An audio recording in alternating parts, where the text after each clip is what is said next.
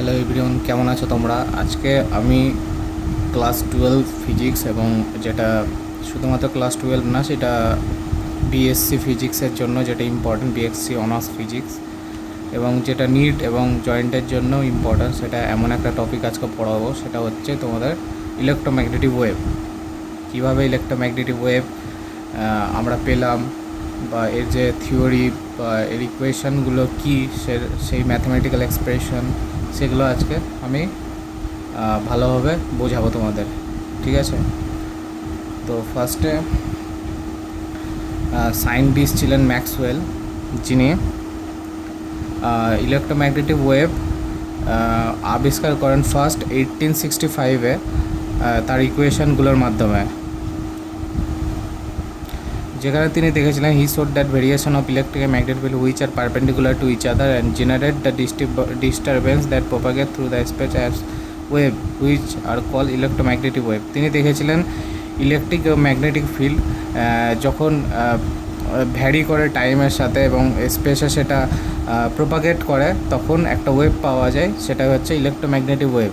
এটা আমি বোঝাচ্ছি তোমাদেরকে। যাই হোক, ব্যাপারটা হচ্ছে যখন ম্যাক্সওয়েল তিনি প্রথম ইলেকট্রোম্যাগনেটিক ওয়েভ সন্ধান করেছিলেন এবং তিনি তার ইকুয়েশনের মাধ্যমে সেটাকে সত্য প্রমাণিত করেছিলেন।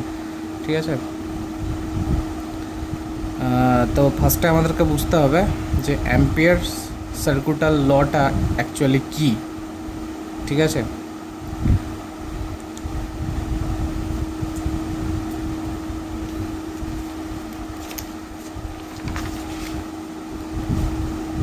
অ্যাম্পিয়ার সার্কিটাল বুঝতে গেলে আমাদেরকে এটা দেখতে হবে যে একটা তার আছে, ঠিক আছে, যেখানে এই ডাইরেকশনে একটা কারেন্ট প্রবাহিত হচ্ছে। ঠিক আছে? তাহলে তার চারপাশে একটা ম্যাগনেটিক ফিল্ড তৈরি হবে।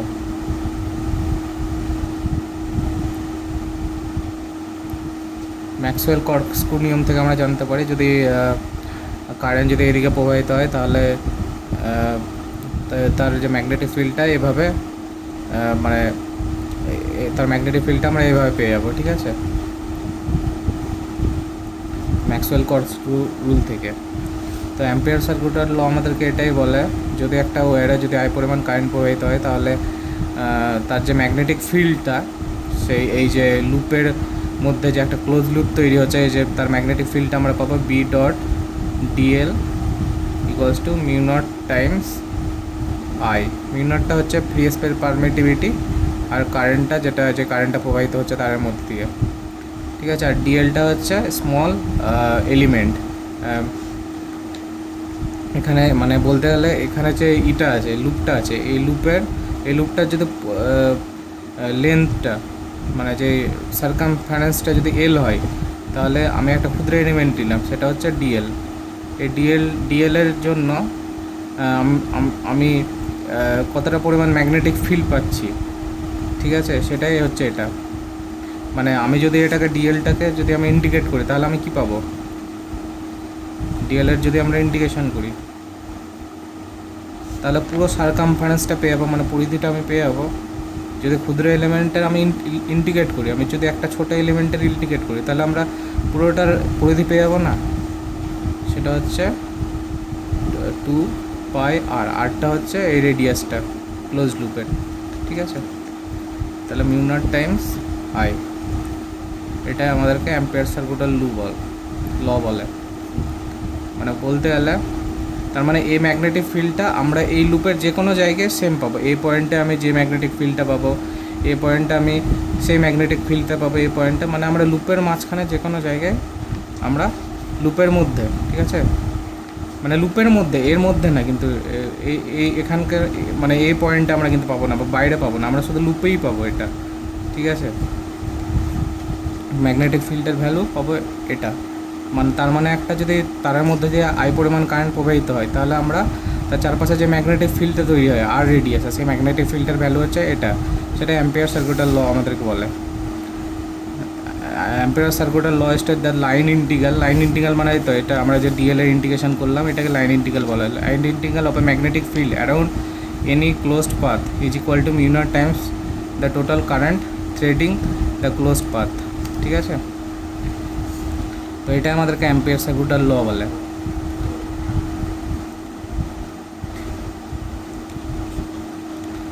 হ্যাঁ, এরপর আমি তোমাদেরকে একটা ইম্পর্টেন্ট কনসেপ্ট বোঝাবো, ঠিক আছে? সেটা হচ্ছে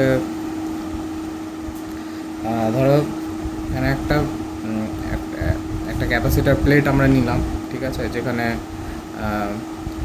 যেখানে ব্যাটারি কানেক্ট করলাম, আর এই দুই দিকে দুটো প্লেট আছে, এবং আমি এই পয়েন্টে আমি ম্যাগনেটিক ফিল্ডের ভ্যালু কত, এই পি পয়েন্টে, ঠিক আছে? আমি ব্যাটারি কানেক্ট করলাম, ব্যাটারিটাকে অন করলাম, তারপর আইসি পরিমাণ কারেন্ট প্রবাহিত হচ্ছে, তো এই পয়েন্টে আমি ম্যাগনেটিক ফিল্ডের ভ্যালুটা বের করব, ঠিক আছে? ম্যাগনেটিক ফিল্ডের ভ্যালুটাকে সেভাবে বেরোবে, ampere circuit of loop close integration of B dot DL plus mu naught times I. তাহলে এখান থেকে পাবো 2πr mu naught times I.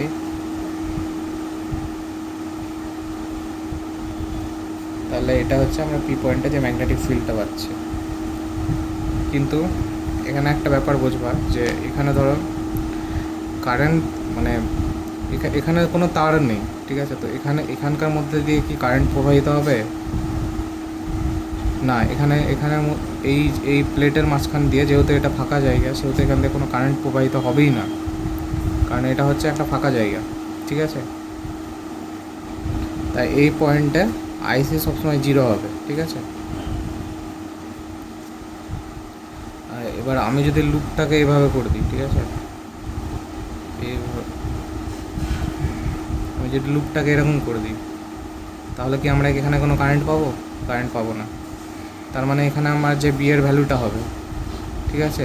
এখানে যদি আমি ডাইলেকট্রিক মিডিয়ামও রাখি, তাও আমি কারেন্টের ভ্যালু পাবো না, কারণ আমরা জানি ডাইলেকট্রিক মিডিয়ামের মধ্যে দিয়ে কারেন্ট সবসময় 0 হয়। ডাইলেকট্রিক মিডিয়াম মানে একটা ইনসুলেটার, যার মধ্যে দিয়ে চার্জ ফ্লো হতে পারে না। তো আমি যদি এখানে ক্যাপাসিটার মাঝখানে ডাইলেকট্রিক মিডিয়াম থাকে, তোমরা যদি ক্যাপাসিটার চ্যাপ্টার পড়ে থাকো তাহলে বুঝতে পারবে, ডাইলেকট্রিক মিডিয়াম থাকলেও এখানে কারেন্টের ভ্যালু 0 হবে, ঠিক আছে? তার মানে এখানে আমরা যে ম্যাগনেটিক ফিল্ড হবে এই লুপের জন্য, সেটা হবে বিকজ 0, কারণ আমরা কোনো কারেন্টের ভ্যালু এখানে পাচ্ছি না, লুপে কোনো কারেন্ট আমরা পাচ্ছি না। তো এক্ষেত্রে আমরা এই লুপটা ক্ষেত্রে আমরা কারেন্টের ভ্যালু, ম্যাগনেটিক ফিল্ডের ভ্যালু 0 পেলাম, যেহেতু এখান থেকে কোনো কারেন্ট প্রবাহিত হচ্ছে না। তার মানে কি অ্যাম্পিয়ার সার্কিটের ল ভুল? না, অ্যাম্পিয়ার সার্কিটের ল ভুল না। অ্যাম্পিয়ার সার্কিটের ল একটু কারেকশন করা দরকার। পরবর্তীকালে ম্যাক্সওয়েল ব্যাপারটাকে একটু কারেকশন করলেন, এবং তিনি বললেন যে এখানে একটা আমরা কারেন্ট পাই, সেটা হচ্ছে আইডি, মানে হচ্ছে ডিসপ্লেসমেন্ট কারেন্ট, ঠিক আছে? এটা হচ্ছে displacement current.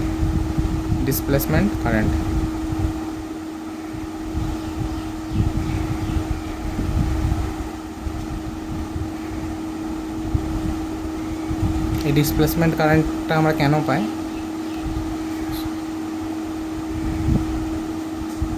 Electric field change হওয়ার কারণে। আমি যখন এখান থেকে ব্যাটারি মাধ্যমে কারেন্ট প্রবাহিত করছি, তখন এখানে নেগেটিভ চার্জ জমছে, এখানে পজিটিভ চার্জ জমা হচ্ছে, তার ফলে কী হচ্ছে? ইলেকট্রিক ফিল্ড তৈরি হচ্ছে, কিন্তু চার্জটা তো বাড়তেই থাকছে, তার মানে ইলেকট্রিক ফিল্ড পরিবর্তন হচ্ছে, ইলেকট্রিক ফিল্ডের ভ্যালুটা বাড়ছে। তো ইলেকট্রিক ফিল্ড পরিবর্তন হওয়ার কারণে তাহলে এখানে ইলেকট্রিক ফিল্ডের ভ্যালু চেঞ্জ হওয়ার কারণে আমরা যে কারেন্টটা পাচ্ছি সেটা একটা ডিসপ্লেসমেন্ট কারেন্ট। কিন্তু এই যে কারেন্টটা, এটা হচ্ছে কনভেকশন কারেন্ট, এটা চার্জ ফ্লো হওয়ার কারণে যেটা পাচ্ছি সেটা হচ্ছে কনভেকশন কারেন্ট, ঠিক আছে? তার মানে আমি ব্যাটারির মাধ্যমে কারেন্ট ফ্লো করছি, কারেন্ট ফ্লো হওয়ার কারণে এখানে মাইনাস নেগেটিভ চার্জ জমা হচ্ছে, এইদিকে পজিটিভ চার্জ জমা হচ্ছে, যার কারণে একটা ইলেকট্রিক ফিল্ড তৈরি হচ্ছে, ঠিক আছে? নেগেটিভ থেকে পজিটিভের দিকে ইলেকট্রিক ফিল্ড পরিবর্তন হচ্ছে, কারণ চার্জের পরিমাণ বাড়তে থাকছে, যেহেতু ব্যাটারি কানেক্ট আছে। তো ইলেকট্রিক ফিল্ড পরিবর্তন হওয়ার কারণে আমরা যে কারেন্টটা পাচ্ছি সেটা হচ্ছে ডিসপ্লেসমেন্ট কারেন্ট। আর কনভেকশন কারেন্ট, আমরা কনভেকশন আইসি যেটা পাচ্ছি সেটা হচ্ছে চার্জ ফ্লো হওয়ার কারণে, ঠিক আছে? চার্জ ফ্লো হওয়ার কারণে আমরা পাচ্ছি, সেটা হচ্ছে কনভেকশন কারেন্ট। আর এটা আমরা পাচ্ছি ইলেকট্রিক ফিল্ডের কারণে, ইলেকট্রিক ফিল্ড চেঞ্জ হওয়ার কারণে পাচ্ছি ইলেকট্রিক ফিল্ড, ঠিক আছে? চেঞ্জ হওয়ার কারণে পাচ্ছি, আর এটা হচ্ছে চার্জ ফ্লো হওয়ার কারণে, এটা হচ্ছে কনভেকশন কারেন্ট, ঠিক আছে? কনভেকশন কারেন্ট, ঠিক আছে? তো ব্যাপারটা হচ্ছে যে আমরা তাহলে ডিসপ্লেসমেন্ট কারেন্টটা কীভাবে বের করবো? এতক্ষণ তো আমরা বুঝলাম যে কনভেকশন কারণ আমরা পাচ্ছি চার্জ ফ্লো হওয়ার কারণে, কিন্তু আমরা প্লেটের মাঝখানে কোনো কনভেকশন কারেন্ট দেখতে পাচ্ছি না, কারণ এখান দিয়ে কোনো চার্জ ফ্লো হচ্ছে না। কিন্তু চার্জ ফ্লো না হলেও ইলেকট্রিক ফিল্ড চেঞ্জ হওয়ার কারণে আমরা এখানে কারেন্টের ভ্যালু পাচ্ছি। সেটা হচ্ছে ডিসপ্লেসমেন্ট কারেন্ট। ঠিক আছে, ম্যাক্সওয়েল এটা পরবর্তীকালে কারেকশন করলেন। তো যে আমরা ডিসপ্লেসমেন্ট কারেন্টের ভ্যালুটা আমরা যেভাবে বের করবো সেটা হয় যে এখানে যে ইলেকট্রিক ফিল্ড তৈরি হচ্ছে, ইলেকট্রিক ফিল্ডটা আমরা কীভাবে বের করি, E equals to V by D. এখানে ভিটা হচ্ছে এই দুটো পাতের মাঝখানে যে পোটেনশিয়াল ডিফারেন্স সেটা, আর ডিটা হচ্ছে ডিস্ট্যান্স। ঠিক আছে, ডিটা হচ্ছে ডিস্ট্যান্স। ঠিক আছে, আর আমরা কি জানি ক্যাপাসিটারের যে একটা ফর্মুলা ছিল কিউ ইকুয়ালস টু সিভি, তার মানে আমরা ভিকে লিখতে পারি কিউ বাই সি। তার মানে এখানকে আমরা ভিকে লিখবো, ক্যাপাসিটার চ্যাপ্টার যদি পড়ে থাকো এটা তাহলে তোমরা বুঝতে পারবে। ঠিক আছে, আর না বুঝতে তাহলে কমেন্ট করো, আমি জানি বলে দেবো। এটা হচ্ছে কিউ বাই সি আর এটা হচ্ছে ডি। আর আর আমরা তো একটা জানি ফর্মুলা যে যখন ক্যাপাসিটার প্লেটের মাঝখানে ডাইলেকট্রিক মিডিয়াম থাকে তখন তার যে ক্যাপাসিট্যান্সের যে ফর্মুলা সেটা হয় Q equals to A epsilon naught by D. ঠিক আছে, এটা হচ্ছে ক্যাপাসিটার প্লেটের যে এরিয়াটা, এপসাইলন নটটা হচ্ছে পারমিটিভিটি, যাই হোক এটা আমি আর বলছি না এখন। তার মানে আমরা ইলেকট্রিক ফিল্ডের ভ্যালু পেয়ে গেলাম Q by A by epsilon naught. ঠিক আছে, আর আমরা গস ল থেকে কী জানি ইলেকট্রিক ফিল্ড আমরা কীভাবে বের করি, গস ল থেকে, অ্যাকর্ডিং টু গস ল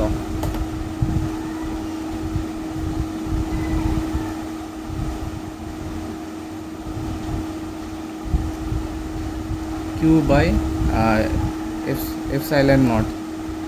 ঠিক আছে, এটা গস ল ফর্মুলা। তার মানে আমরা এখান থেকে লিখতে পারি, আমরা যদি ডেরিভেটিভ করি টাইমের রেসপেক্টে d phi E dt 1 by epsilon naught d q dt, আর ডিকিউ ডিটিকে আমরা কি লিখতে পারি 1 বাই এপসাইলন নট, এটা তো কারেন্ট, তো এই কারেন্টটাই হচ্ছে ডিসপ্লেসমেন্ট কারেন্ট। ডিটি পরিমাণ টাইমের জন্য, ডিকিউ পরিমাণ যদি আমরা চার্জ ফ্লো হয়ে থাকে তাহলে আমরা কারেন্টের ভ্যালু আইডি পেয়ে থাকবো, ডিসপ্লেসমেন্ট কারেন্ট। ঠিক আছে, তার মানে আমরা ডিসপ্লেসমেন্ট কারেন্টকে এভাবে লিখতে পারি ID equals to epsilon naught DE by DT. তো এখানে এটাই হচ্ছে ডিসপ্লেসমেন্ট কারেন্ট। ঠিক আছে, তার মানে সার্কিটের ভিতরে আমরা যে টোটাল কারেন্টটা পাবো সেটা হয় I equals to IC plus ID. ঠিক আছে, এটা হচ্ছে আমরা টোটাল কারেন্টটা যেটা পেলাম, সেটা হচ্ছে আই হচ্ছে কনভেকশন কারেন্ট যেটা চার্জ ফ্লো হওয়ার কারণে পাচ্ছে, আইডিটা হচ্ছে ডিসপ্লেসমেন্ট কারেন্ট যেটা ইলেকট্রিক ফিল্ড দুটি পাতের মাঝখানে ইলেকট্রিক ফিল্ড চেঞ্জ হওয়ার কারণে পাচ্ছি। ঠিক আছে, তাহলে আমরা তাহলে আমরা অ্যাম্পিয়ার সার্কিটের লুটাকে কারেকশান করে লিখতে পারি B dot DL equals to mu naught times IC by ID. ঠিক আছে, আর আমরা বের করলাম ডিসপ্লেসমেন্ট কারেন্ট কী হয় epsilon naught D phi E by DT. ঠিক আছে, তার মানে আমরা এটা পেয়ে থাকলাম এই ফর্মুলাটা। এবার ব্যাপারটা হচ্ছে, এবার তাহলে যেহেতু এই লুপের মাঝখানে এইখান দিয়ে কোনো আইসি মানে আমরা কোনো চার্জ ফ্লো হওয়ার জন্য কারেন্ট পাচ্ছি না, তাহলে এইখানে এই লুপের মাঝখানে যে কারেন্টটা পাবো সেটা শুধুমাত্র আমরা আইডি এর জন্য পারবো, ডিসপ্লেসমেন্ট কারেন্ট। তার মানে এখানে কিন্তু আইসি জিরো হবে, এই পয়েন্টে যদি আইসি জিরো হবে। কিন্তু আমি যদি শুধুমাত্র এই লুপটা দেখি, ঠিক আছে, তাহলে এখানে আইসি প্লাস আইডি দুটোও থাকবে, কারণ আইসি তো চার্জ ফ্লো হওয়ার জন্য কারণে আমরা পাচ্ছি, আর আইডিটা তো ইলেকট্রিক ফিল্ড চেঞ্জ হওয়ার কারণে। ঠিক আছে, ব্যাপারটা বুঝতে পারলো তো, এখানে আমরা আইসি জিরো পাবো কিন্তু এখানে আমরা আইসির ভ্যালুটা পাবো। ঠিক আছে, এটা হচ্ছে এটাই। তার মানে এটা হচ্ছে অ্যাম্পিয়ার সার্কুলার লুপের কারেকশান ফর্ম। ঠিক আছে, এরপর আমরা দেখব ম্যাক্সওয়েল ইকুয়েশন, যেটা সবথেকে ইম্পর্ট্যান্ট। ঠিক আছে, ম্যাক্সওয়েল ইকুয়েশন থেকে অনেক কিছু আমাদের জানা আছে।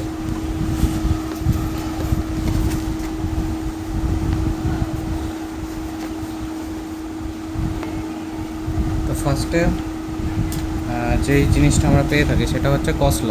ম্যাক্সওয়েলের ইকুয়েশনের ফার্স্ট ইকুয়েশনটা হচ্ছে গস ল। গস ল আমরা কী জানি,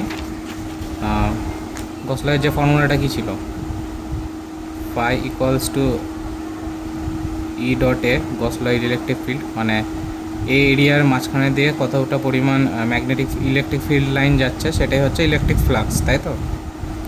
তো এটা ফর্মুলা ছিল, তো এটাই অ্যাকচুয়ালি ম্যাক্সওয়েল ইকুয়েশন, গস ল, ঠিক আছে?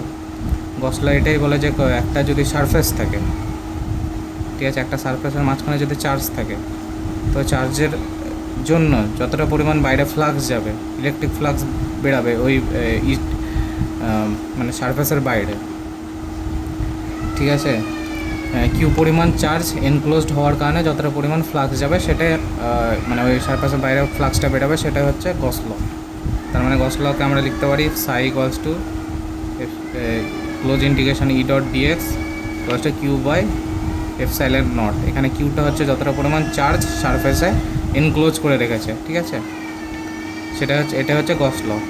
Electric flux through any closed surface equals to the charge enclosed divided by the permittivity of free space, কিছুই না। আর গস ল অফ ম্যাগনেটিজম, যেটা আমাদেরকে এটাই বলে যে কোনো একটা সারফেসের মাঝখান দিয়ে যতটা পরিমাণ ম্যাগনেটিক ফিল্ড লাইন এন্টার করবে, ঠিক আছে, ততটা পরিমাণে ম্যাগনেটিক ফিল্ড লাইন সারফেসের বাইরে দিয়ে বেরিয়ে যাবে, ঠিক আছে? তার মানে তার মধ্যে যে নেট ম্যাগনেটিক ফ্লাক্স, ঠিক আছে, নেট ম্যাগনেটিক ফ্লাক্স সেটা সবসময় জিরো হবে। মানে একটা ক্লোজ সারফেসের মাঝখানে দিয়ে যতটা পরিমাণ ম্যাগনেটিক ফ্লাক্স এন্টার করবে ঠিক ততটা পরিমাণে ফ্লাক্স সারফেসের বাইরে বেরিয়ে যাবে, ঠিক আছে? তার মানে নেট ম্যাগনেটিক ফ্লাক্স জিরো হবে। এটাই গস ল অফ ম্যাগনেটিজম আমাদের বলে। সেটাকে এখানে লিখে আছে close integration B dot DS equals to zero, ঠিক আছে? তার মানে ডিএস সারফেসের মধ্যে দিয়ে বি পরিমাণ যদি ম্যাগনেটিক ফিল্ড যায় তাহলে তার নেট ম্যাগনেটিক ফ্লাক্স সবসময় জিরোই হবে, ঠিক আছে? এরপরে আমরা পড়বো ম্যাক্সওয়েলের থার্ড ইকুয়েশন, যেটা হচ্ছে ফ্যারাডেস ল। এরপর আমরা পড়বো ম্যাক্সওয়েলের থার্ড ইকুয়েশন, যেটা হচ্ছে ফ্যারাডেস ল। কারণ ফ্যারাডেস ল আমাদেরকে কী বলে, যে আমরা ফ্যারাডেস লতে পড়েছিলাম যে changing magnetic flux creates electric field. তার মানে যদি ওই তো আমরা ফ্যারাডেস লতে কী পড়েছিলাম, একটা লুপ আছে, যদি আমরা ম্যাগনেট নিয়ে আসি তার পাশে, প্রথমে নিয়ে যায়, কাছে নিয়ে আসি, তারপরে দূরে নিয়ে যায়, যার ফলে ম্যাগনেটিক ফ্লাক্স চেঞ্জ হবে এর মধ্যে দিয়ে। ম্যাগনেটিক ফ্লাক্স চেঞ্জ হওয়ার কারণে কী হবে, যে তার মধ্যে ইএমএফ ইনডিউসড হবে, ঠিক আছে? তো সেটাই আমাদেরকে ফ্যারাডেস ল বলে, ঠিক আছে? তো ফ্যারাডেস ল যেটা বলছিল যে ঠিক আছে, সেটা হচ্ছে EMF induced EMF equals to close integration E dot DL equals to minus D five B by DT.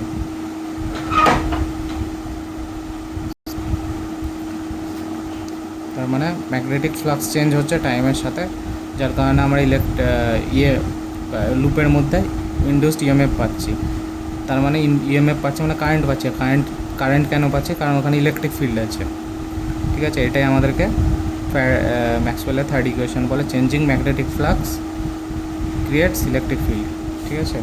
এবার ম্যাক্সওয়েলের ফোর্থ ইকুয়েশন। এতক্ষণ তো আমরা জানলাম যে ম্যাগনেটিক ফিল্ড চেঞ্জ হওয়ার কারণে ইলেকট্রিক ফিল্ড আমরা পেয়ে থাকি, কিন্তু আমরা ম্যাক্সওয়েলের ফোর্থ ইকুয়েশন, যেটা অ্যাম্পিয়ার্স ম্যাক্সওয়েল ল, যেখান থেকে আমরা জানতে পারি, এতক্ষণ আমরা যেটা সলভ করলাম, এতক্ষণ ডিরাইভ করলাম যে ডিসপ্লেসমেন্ট কারেন্ট, সেটা দেখতে পাচ্ছি যে এখানে যে ইলেকট্রিক ফ্লাক্স চেঞ্জ হচ্ছে, মানে ইলেকট্রিক ফিল্ড চেঞ্জ হওয়ার কারণে আমরা ম্যাগনেটিক ফিল্ড পেয়ে থাকছি, ঠিক আছে? এটাই আমাদেরকে ম্যাক্সওয়েল অ্যাম্পিয়ার্স ল বলে।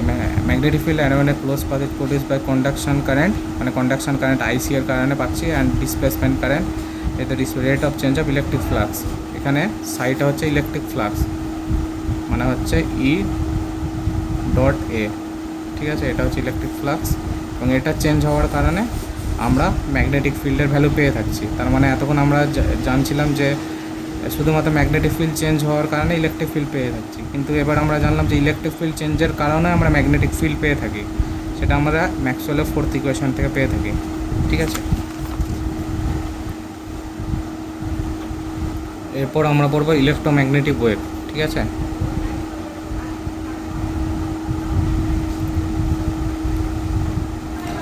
তো ম্যাক্সওয়েল বলেছে according to Maxwell electromagnetic wave আর waves in which the electromagnetic field varies sinusoidally or perpendicular to each other and the direction of the wave propagation. These waves travel through space carrying energy even without needed for an material medium. তার মানে Maxwell বলেছিল যে আমরা electric আর magnetic ফিল্ডটা যে পেরে থাকি, সেই ইলেকট্রিক ম্যাগনেটিক ফিল্ডটা পরস্পরের সাথে পারপেন্ডিকুলার হয় মানে যদি ইলেকট্রিক ফিল্ড, এটা যদি আমি এক্স অ্যাক্সিস ধরি, এটা যদি ওয়াই অ্যাক্সিস ধরি, সরি এটা যদি ওয়াই অ্যাক্সিস ধরি, ঠিক আছে, এটা ওয়াই অ্যাক্সিস আর এটা জেড অ্যাক্সিস, ঠিক আছে, তাহলে তার ইলেকট্রিক ফিল্ডটা যদি এক্স অ্যাক্সিসে, আমরা যদি ইলেকট্রিক ফিল্ডের ভ্যালুটা যদি এক্স অ্যাক্সিসে পেয়ে থাকি, মানে ইলেকট্রিক ফিল্ডটা এক্স অ্যাক্সিসে মুভ করছে, ঠিক আছে, তাহলে তার যে ম্যাগনেটিক ফিল্ডটাও পাবো আমরা সেটা ওয়াই অ্যাক্সিসে, ঠিক আছে, সেটা ওয়াই অ্যাক্সিসে পাবো, ঠিক আছে। তার মানে এবং তাদের মধ্যে যে ডিস্ট্যান্সটা সেটা 90 ডিগ্রি হবে, ঠিক আছে, সবসময় 90 ডিগ্রি হবে, এবং তারা জেড অ্যাক্সিসে প্রোপাগেট করে, মানে তার মানে সময়ের সাথে যে তার পজিশন চেঞ্জ করবে, প্রোপাগেশন মানে ওয়েভ, সময়ের সাথে সে তার পজিশন, মানে ধরো এটা হচ্ছে ইলেকট্রিক ফিল্ড, এটা ম্যাগনেটিক ফিল্ড, তাহলে এটা হচ্ছে ওয়েভ প্রোপাগেশন, মানে ও সামনের দিকে যাবে, ঠিক আছে। ইলেকট্রিক ফিল্ডের ভ্যালুটা আমরা এইদিকে পাবো, ম্যাগনেটিক ফিল্ডে এইদিকে, আর ওয়েভের প্রোপাগেশন মানে ও সময়ের সাথে সাথে সামনের দিকে যাবে, সেটাকে ওয়েভ প্রোপাগেশন বলা হচ্ছে, ঠিক আছে। তার মানে ওয়েভ প্রোপাগেশনের ভ্যালু মানে ওয়েভটা কোন দিকে যাবে সেটা হচ্ছে জেড অ্যাক্সিসে, ঠিক আছে। তার মানে ইলেকট্রিক ফিল্ডটা এক্স অ্যাক্সিসে পাচ্ছি, ম্যাগনেটিক ফিল্ডটা ওয়াই অ্যাক্সিসে, আর যে ওয়েভ প্রোপাগেশন আছে সেটা আমরা জেড অ্যাক্সিসে পাচ্ছি, ঠিক আছে। এবং জেড অ্যাক্সিসের সাথেও ইলেকট্রিক ফিল্ড আর ম্যাগনেটিক ফিল্ডের সবসময় 90 ডিগ্রি থাকবে, এখানেও 90 ডিগ্রি, এখানেও 90 ডিগ্রি, ঠিক আছে। এটা আমাদের ম্যাক্সওয়েল বলে, এবং ম্যাক্সওয়েল এটা বলে যে ইলেকট্রোম্যাগনেটিক ওয়েভ প্রোপাগেশনের জন্য কোনো প্রকার ম্যাটেরিয়াল মিডিয়াম মানে কোনো মাধ্যমের প্রয়োজন হয় না, উইদাউট যে কোনো মাধ্যমেই ইলেকট্রোম্যাগনেটিক ওয়েভ প্রোপাগেট করতে পারে, এবং ইলেকট্রোম্যাগনেটিক ওয়েভ সবসময় একটা এনার্জি ক্যারি করবে, মানে ইলেকট্রিক ম্যাগনেটিক ফিল্ড একটা এনার্জি বহন করবে, ঠিক আছে, যার কারণেই তো আমরা ইলেকট্রোম্যাগনেটিক ওয়েভ পাচ্ছি। ওয়েভ মানেই তো এনার্জি, তাই না? এবার ইলেকট্রোম্যাগনেটিক ওয়েভ আমরা কেন পাই? ইলেকট্রোম্যাগনেটিক ওয়েভ, আমি একটা কথা বলেছি যে আমরা যদি একটা চার্জ, সেই চার্জটা যদি স্থির থাকে, স্ট্যাটিক থাকে, তাহলে তার জন্য আমরা শুধুমাত্র ইলেকট্রিক ফিল্ড পাবো, ঠিক আছে। স্ট্যাটিক চার্জের জন্য আমরা ইলেকট্রিক ফিল্ড পাবো, স্ট্যাটিক চার্জের জন্য আমরা ইলেকট্রিক ফিল্ড পাবো, মানে স্থির চার্জের জন্য আমরা শুধুমাত্র ইলেকট্রিক ফিল্ড পাবো। কিন্তু যদি সে চার্জটা মুভ করতে শুরু করে, অ্যাক্সেলারেট করতে শুরু করে, তাহলে তার জন্য আমরা electric field plus magnetic field পাবো। অ্যাক্সিলারেটেড মানে মুভিং চার্জের জন্য আমরা ম্যাগনেটিক ফিল্ড এবং ইলেকট্রিক ফিল্ড আমরা দুটোই পাবো। ম্যাগনেটিক ফিল্ড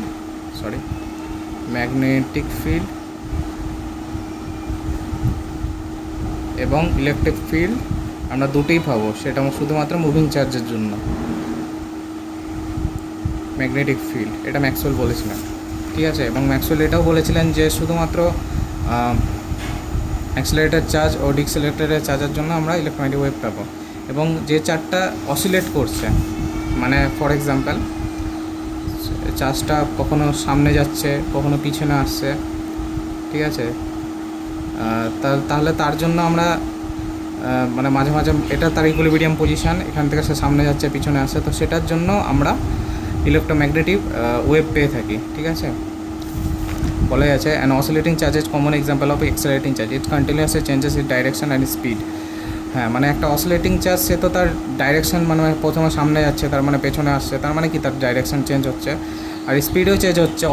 অসিলেশনে তো আমরা জানি তো স্পিড চেঞ্জ হয়। আমরা যদি পেন্ডুলাম, ক্লাস 11 ফিজিক্সে আমরা পড়েছি, পেন্ডুলামটা যখন অসিলেট করে তখন তো তার স্পিড মানে বাড়ে কমে, মানে যখন সে তার অ্যাম্প্লিটিউডটা ম্যাক্সিমাম হয় তখন তার স্পিডটা হয় 0, আর অ্যাম্প্লিটিউডটা যখন ইকুইলিব্রিয়াম পজিশন হয়, সাম্যাবস্থায় আসে, তখন তার স্পিডটা ম্যাক্সিমাম থাকে। তার মানে তার স্পিড চেঞ্জ হচ্ছে, তার মানে কি সেটা তার মধ্যে একটা অ্যাক্সিলারেশন আছে। তো অ্যাক্সিলারেশনের জন্য আমরা ইলেকট্রোম্যাগনেটিক ওয়েভ পেয়ে থাকি, ঠিক আছে।